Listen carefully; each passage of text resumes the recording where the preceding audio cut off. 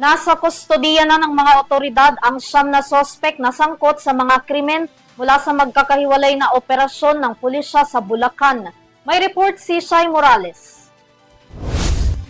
9 na sospek na sangkot sa iligal na droga ang naaresto sa magkakahiwalay na operasyon sa Bulacan nitong araw lamang. Nakumpiska mula sa mga sospek ang 15 sachet ng hinihinalang shabu na may halagang umaabot sa 76,425 pesos, kabilang narito ang buy bust money. Kasalukuyan ang nasa kustodiya ng pulisya ang mga naarestong individual bago maihain ang kasong paglabag sa Republic Act 9165 o Comprehensive Dangerous Drugs Act of 2002. Samantala, isang suspect namang sangkot sa illegal possession of firearms ang nasa kote sa isinagawang operasyon sa Barangay Maasim, San Ildefonso, Bulacan sa kaparehong araw. Batay sa ulat ng pulisya, nadakip ang suspect pasado alas 12 ng madaling araw.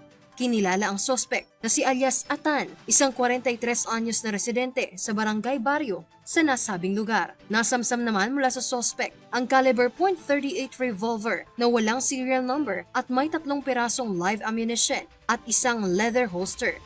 Kasama rin naman sa mga nakumpiska ang 1,000 pesos buy bust money at 4 na peking budol money. Kasalukuyan na ring nasa kustudiya ng pulisya ang naarestong individual at kakaharapin ang kasong paglabag sa Republic Act 10591 o Comprehensive Firearms and Ammunition Regulation Act. Para sa EuroTV News, ako si Shai Morales, sumasaludo sa bawat Pilipino.